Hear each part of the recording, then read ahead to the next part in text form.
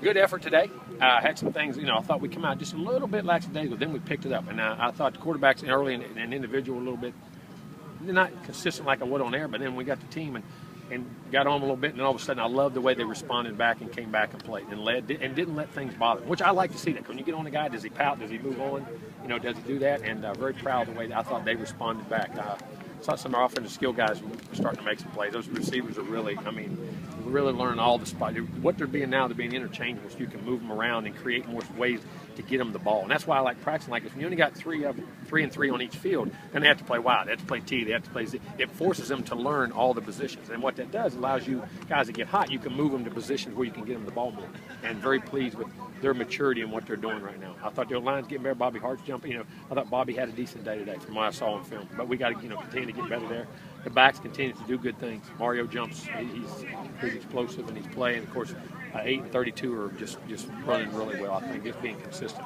Nick O'Leary had some nice catches in the red zone. It was a real good red zone threat today. Quarterbacks, like I say, come back. Defensively, take Jimmy Joyner playing well. The 2 linebackers, Telvin and Christian Jones, jumped at me. I thought Mario Edwards had his best day he's had in a while. I really thought that guy's a powerful son gun. He can be a really big force in there.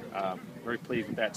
Young Carlos really starting to moving him around different positions at safety and nickel and star linebacker. Really tight. Dan Hicks and Cash and those young guys are coming on.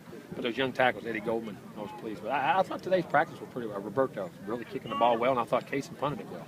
I thought they did well. So I was pleased with the practice. We'll look at the film, and there'll be more mistakes there than you see, some good things you didn't see. But from an overall standpoint, I love our attitude and our ability to keep fighting against each other and competing in practice. I like this team's attitude. How do you feel like the defense is grasping everything? I think they are, because there's some base things on. They're getting some different complex blitzes. And I'll tell you what, it's creating things for us on that blitz pack. We're going to be used to all the different looks and things that can happen to us. they're going to bust a few things here and there, but they got to do that to get that timing down. But they keep adding to it, and I'm very pleased. I think they're getting a good grasp of what's going on. Most of our veterans are in there. That's a pretty tough group to go against. Speaking of Kaysen, going back to Kaysen and the punting, I know you guys are using that protection. You didn't use it all the time last year, but you use it most really often. It helps us. It does, and it covers. We're doing even some different things now, and I don't want to get into it, but it lets us cover down the field better. Our snappers, Dumar's doing a good job. In Kaysen, we've shortened him up.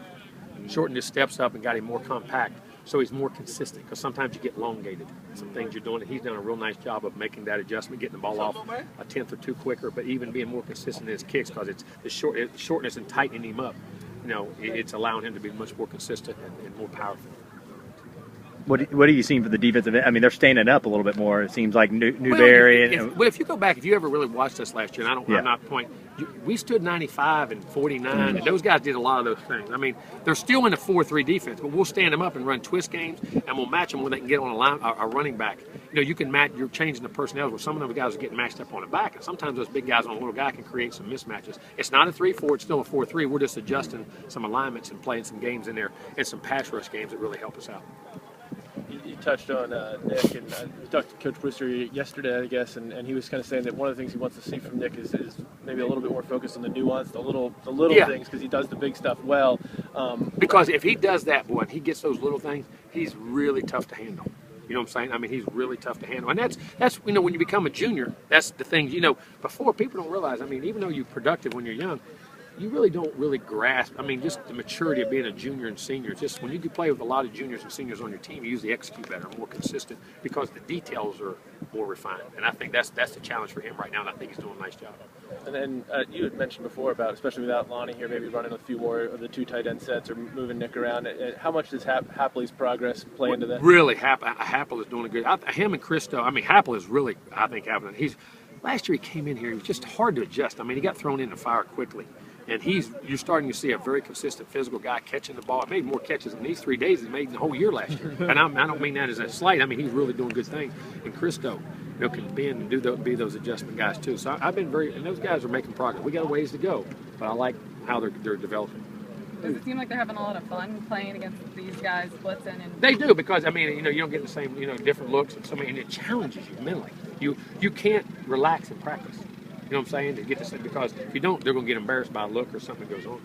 Well, you talked a little bit about the leadership, getting that leadership out of the backfield for James. This is James's first, full spring. It is. How important is it for him to kind of get through this and to It is, because it's a maturing stage. And again, the consistency level. That's the thing with him and Devontae now.